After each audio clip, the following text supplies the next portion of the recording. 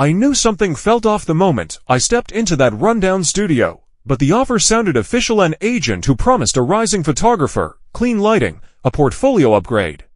I hadn't slept, tossing with phone flashes and followers count spiraling. I was desperate. The place was smaller than the online gallery suggested. Dim overhead bulbs flickered as I waited. He greeted me with a polite smile, hair slicked back, eyes too bright. He said he'd shoot me for a viral series, artistic but edgy. I posed, soft, respectful directions. Until he didn't. I blinked when things shifted. The door locked. Two men appeared: Dan the photographer, and Todd the assistant. The studio wasn't one room, it was a trap. Don's voice was low but firm. "We need ransom. $250,000. You have assets. Your agent will pay." Suddenly, this wasn't art, it was blackmail. I was the bait. My heart thudded as fear replaced hope. They drove me out. I watched the city blur as anxiety clenched my ribs. In an isolated cabin, miles from town, they left me in a high chair. There was no negotiation, just surveillance cameras and whispered threats. Dan played the ringleader, but inconsistencies hinted at more chaos beneath. Black Plague, they called their group.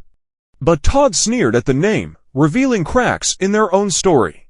The ransom demands felt recycled. That first night, I cried softly into my sweatshirt. I texted my mom, "I'm scared." No answer. Messages went unanswered. It felt like betrayal. Todd brought me cold food, acted almost human briefly. He asked about my dog, soothing words I clung to. But the cameras watched. I don't know if it was empathy or leverage. Over days, Dan interrogated me: why I posed nude, why I flaunted my life online. He blamed my vanity. He circled me as if I were a predator. Todd stayed awkwardly distant, fearful. I pieced together. Dan orchestrated this. Todd was uneasy. Maybe didn't sign up for this. Pity and terror warred in his eyes. Then my mom enlisted help. John, my ex, became a reluctant hero. Todd followed shadows. Footsteps crept around the cabin late at night. I'd hear them. Todd's phone recording app. A muted whisper. He tried to help once. I heard him say into his palm mic, "She trusts me," but Dan caught him. Consequence: Todd was kept in a separate room. Punished. I had to rely on my wits. When Dan brought me a mirror and said, "Contemplate what you've done," I pretended to comply. Instead, I memorized his daily routine: when he drank, when he cleaned his gun holster. I watched the cameras. I tested the door lock. It wasn't secure. There was hope, an unlocked window. One dawn, when Dan stepped away, leaving Todd chained up in his room, I used brutal calm. I loosened the chain with a hairpin I'd hidden. Todd trembled when freed. We crept to the front door.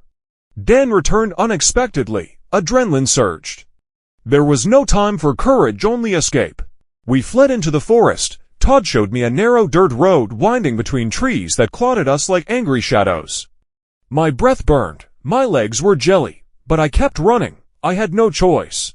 Behind us, I could hear the crunch of leaves, the shifting of weight, the echo of someone following.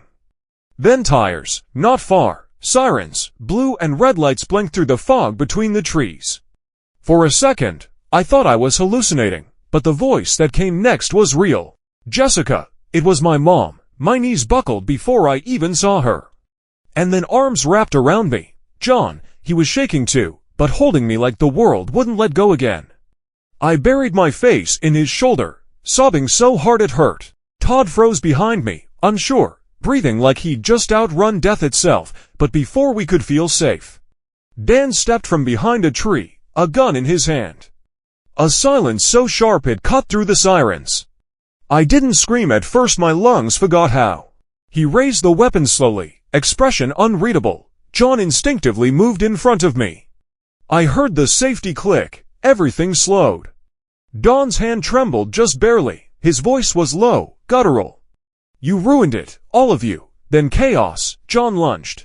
They crashed to the ground. The gun went off. I screamed. Todd darted forward, tackled Don's wrist, pried the gun from his grip. Police officers surged from the tree line, guns drawn, voices booming commands. In seconds, Dan was pinned to the ground, screaming into the earth as the handcuffs clicked. I stood there, frozen, bleeding from my lip, shaking, The nightmare unraveled in front of me, thread by thread. I watched Dan hauled away, spitting curses, calling me a liar, a whore, a fake, but it didn't matter anymore. Everyone saw him now, not as a visionary. Not as a man with a message, just another predator with a Wi-Fi connection and a god complex. Todd didn't run, he didn't fight. He handed over the phone with all the recordings. The messages, the proof. He sat down on the forest floor and cried. And I believed for a moment that part of him was just as trapped as I had been. The weeks that followed were a blur of hospitals, statements, police reports, and exhaustion. My mother barely left my side. John stayed longer than he promised. Todd was arrested but treated differently given leniency for cooperating. A judge even said he showed signs of rehabilitation. Now, every time I scroll through Instagram, I pause on a perfect photo and remember the cabin. The lies, the look in Don's eyes when he thought he controlled me. I remember what it felt like to be reduced to nothing but a body, a brand, a bargaining chip. And yet, I'm still here, not just a picture, not just a profile. A person, a survivor. Sometimes, I post again. Not thirst traps, not filters, just me, no makeup, no pretense. I let the world see the cracks, because I earned every scar.